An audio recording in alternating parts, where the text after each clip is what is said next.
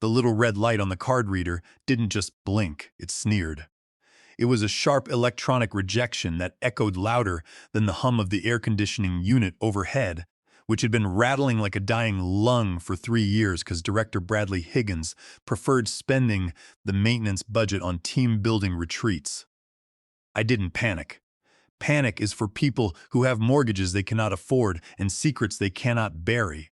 I just stood there holding my plastic lanyard, looking at the glass doors of Summit Defense Solutions, like I was inspecting a crime scene that had not happened yet.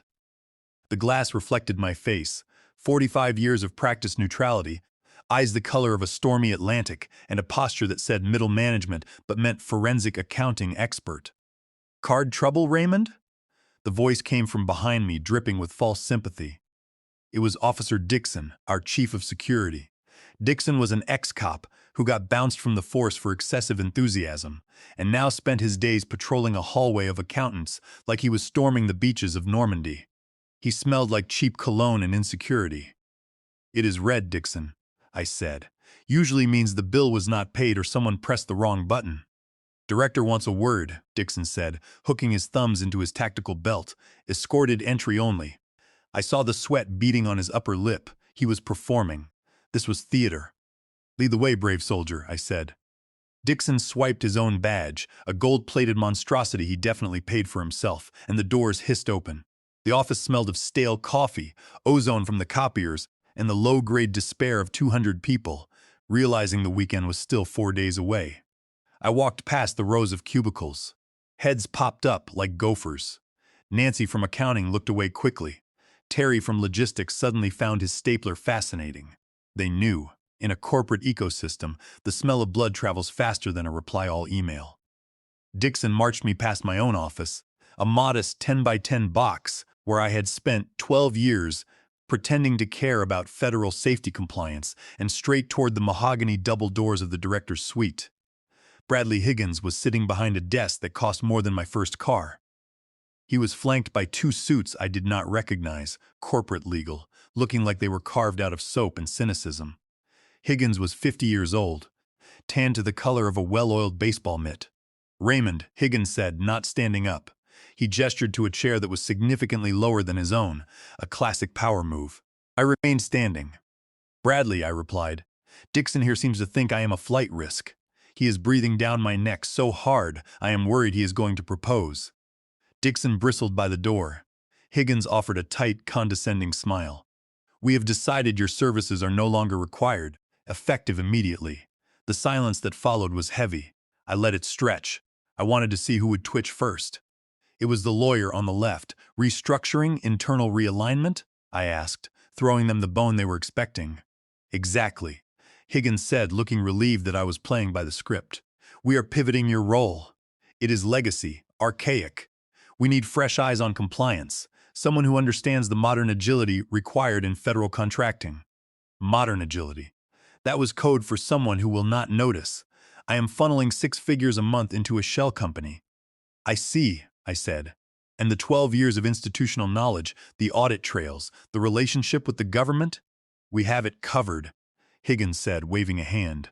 "Human Resources has your severance package ready. Standard 2 weeks provided you sign the non-disclosure agreement." A non-disclosure agreement, of course. They wanted to buy my silence with the equivalent of a used hatchback. "I do not think I will be signing that," I said softly. Higgins's smile faltered. "It is not optional if you want the check, Raymond." "I do not want the check, Bradley. I want to know if you are sure about this, really sure, because once I walk out that door, I cannot protect you from what comes next." Higgins laughed. It was a bark of a laugh, sharp and ugly. "Protect me? You plan the fire drills, Raymond. You organize the potlucks. You are a glorified hall monitor. I thinks I will survive without your protection."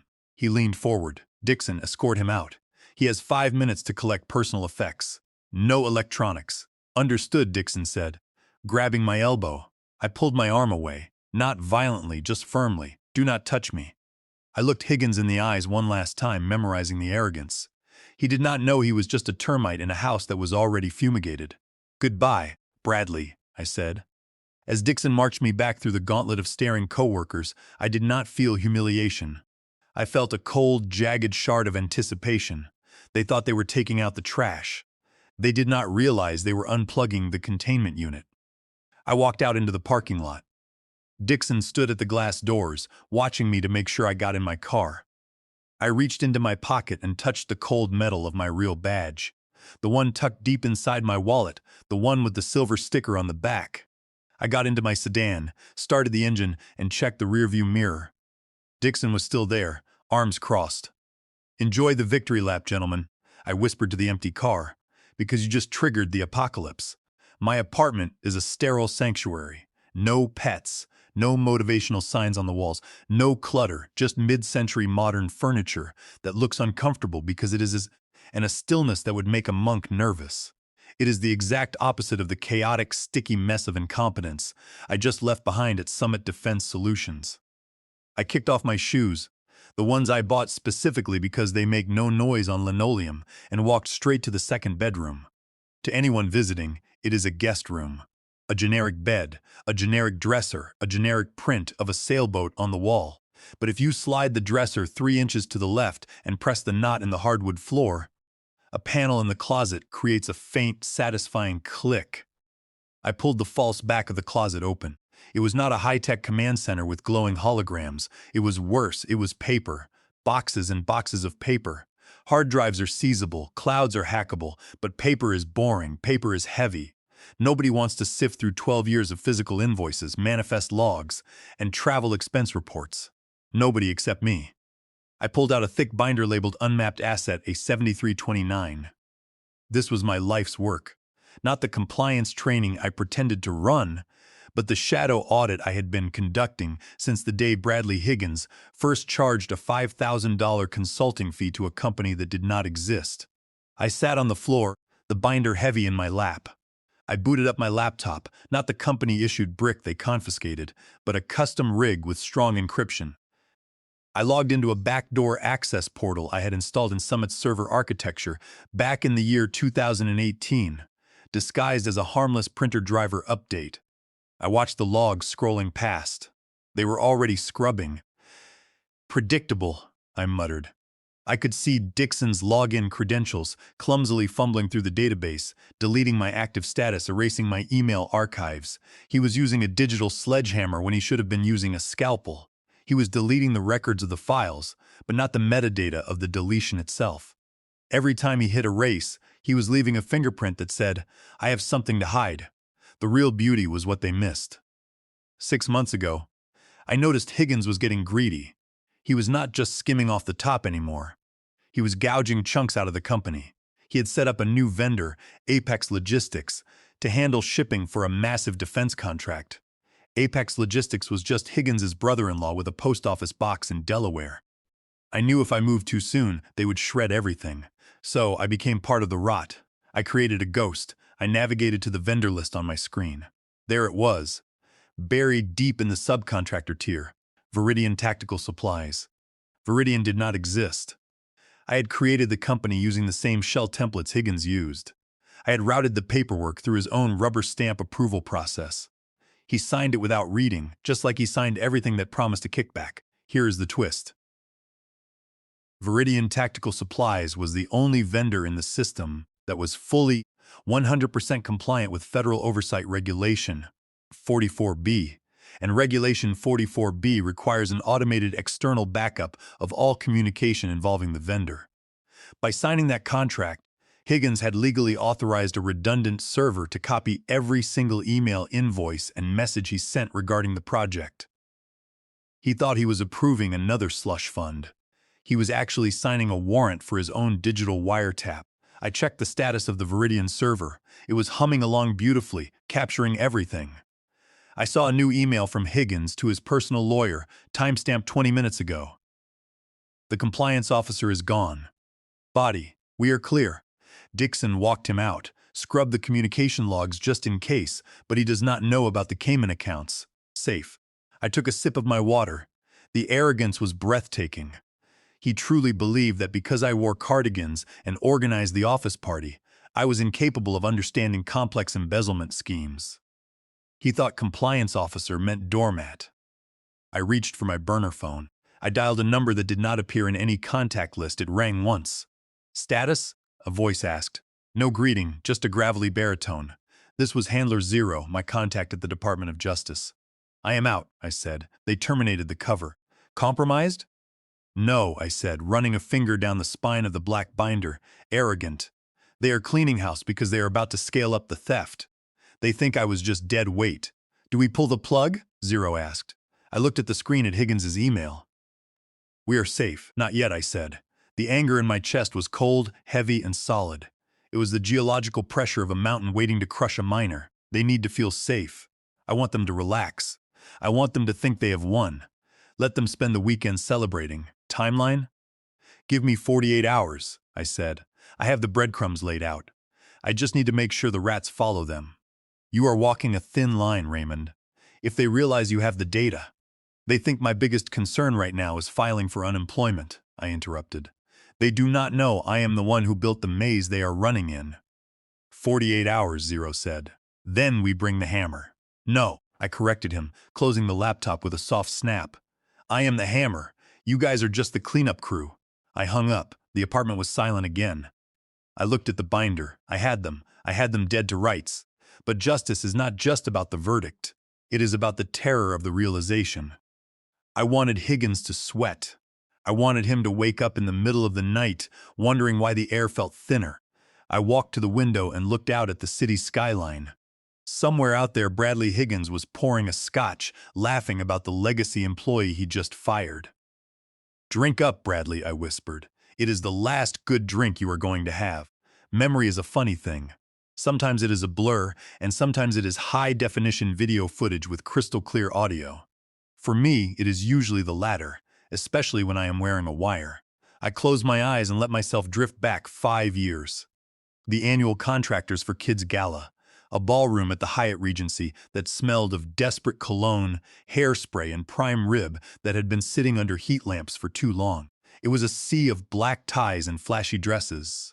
A room full of people who charged the government $500 for a hammer and then patted themselves on the back for buying a table at a charity event.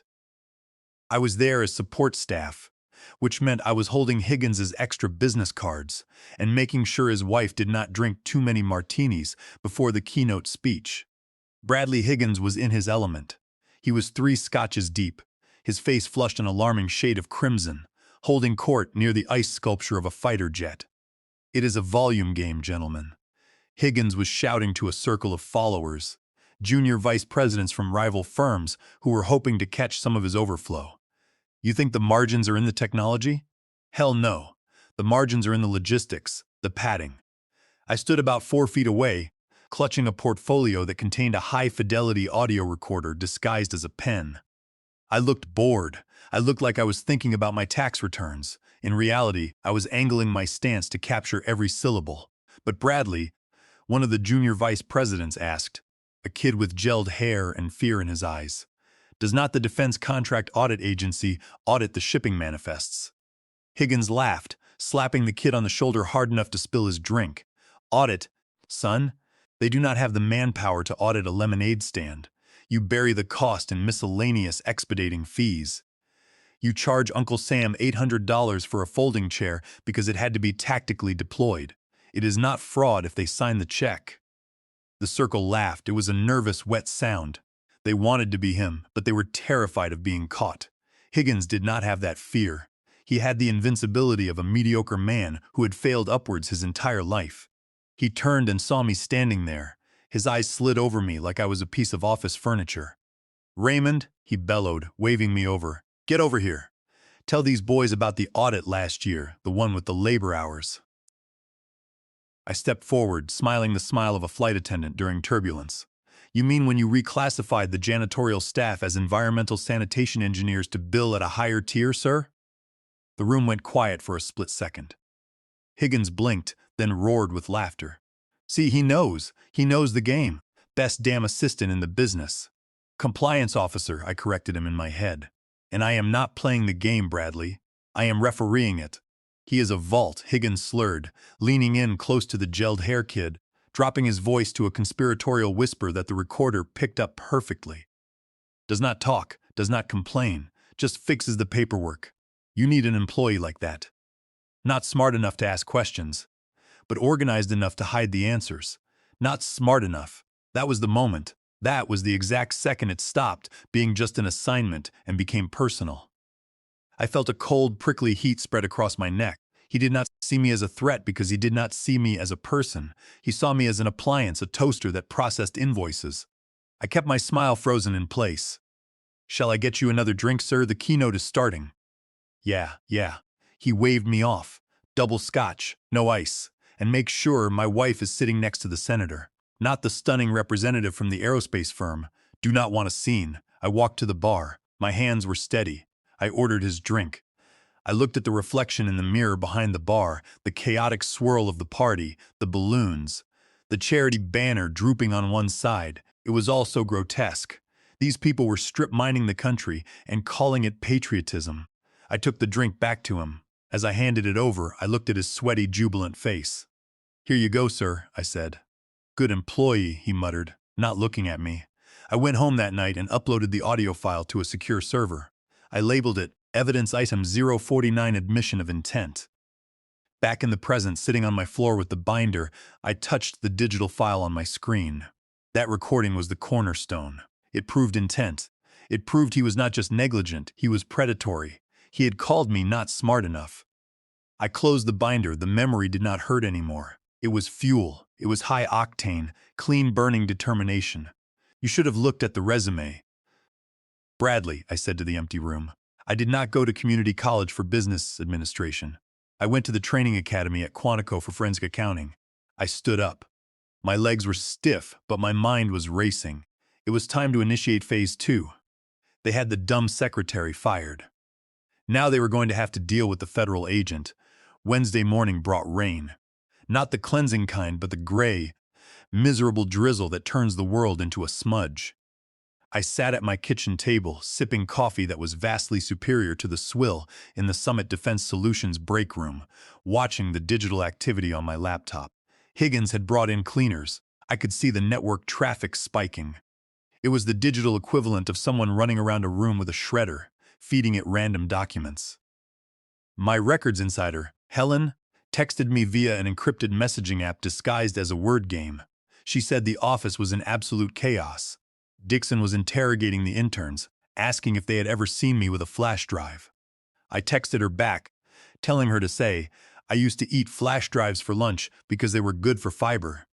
Helen replied that it was not funny and that they had hired an outside information technology consultant who looked like he lived in a basement and wore a crypto logo shirt. Perfect. Higgins had hired a discount hacker. I tapped into the internal security camera feed outside the server room. They had not changed the default factory password in 8 years, a classic oversight that I had documented long ago. I watched as a young guy with a majestic neckbeard and a hoodie plugged a laptop into the main switch. He was trying to wipe the server logs, running a brute force deletion script that dropped system performance by 40%. "You are not wiping the data, buddy," I muttered to the screen. "You are just hiding the shortcuts." The data blocks themselves were still sitting on the hard drives, waiting to be recovered by anyone with a basic understanding of forensics. But let them think it was gone. Confidence is always their weakness. On the feed, Dixon walked in, pacing and shouting at the consultant. I could not hear the audio, but I could read the body language perfectly. Dixon was panicked. He was pointing at the server rack, making chopping motions with his hand to kill the system. Helen texted that Dixon was calling former employees, asking about offshore accounts, which only spread the rumors faster. I decided to help them panic. I opened a terminal window and executed a small script I had written weeks ago. It was a digital breadcrumb trail. The script created a sudden, localized activity spike in a dormant folder on the shared drive, labeled Archive 2020 Personal. It contained only an old pizza receipt, but to the consultant monitoring the network, that spike would look like a massive data exfiltration in progress. On the camera feed, the consultant jumped and Dixon rushed over, his face turning the color of boiled ham. They were panicking. They thought I was inside the system stealing data right now. The consultant panicked and pulled the main switch, initiating a system-wide lockdown. Access denied. The entire Summit Defense Solutions network went dark. Email, phones, shared drives, everything. The consultant had panicked and pulled the plug on his own company. I leaned back in my chair, enjoying the silence. Now they were blind. They could not communicate, trade files, or process payments. While they were running around in the dark trying to reboot their servers, I prepared the physical package. A simple manila envelope, no return address. Inside a single sheet of paper, a printout of the Viridian Tactical Supplies Agreement signed by Bradley Higgins, and highlighted in neon yellow, Clause 44B, mandatory external data redundancy. I was not going to send it to Higgins. That would be too kind. I addressed the envelope to the senior compliance officer at Raytheon, Summit's biggest client. The client that accounted for 80% of their revenue. I sealed the envelope. The glue tasted like victory. I walked down to the post office, mailed the package, and then took a seat at the coffee shop across the street from the office, the Daily Grind. It had terrible acoustics and even worse bagels, but it had a perfect view of the lobby. It was 10 o'clock when the Watchdog blog post went live on the Federal Ledger, detailing ghost vendors and $800 tactical chairs. By 10:15, the lobby was a hive of agitated insects. I saw Higgins storm through the glass doors, phone glued to his ear. He looked disheveled, his tie was askew. He was shouting at someone on the other end, probably the public relations firm he kept on retainer, which was really just a guy named Troy who knew how to delete bad online reviews. My burner phone buzzed. It was zero. Raytheon had paused payments pending a review under the False Claims Act. Higgins was trying to reach Senator Jenkins, but the senator was not taking the call.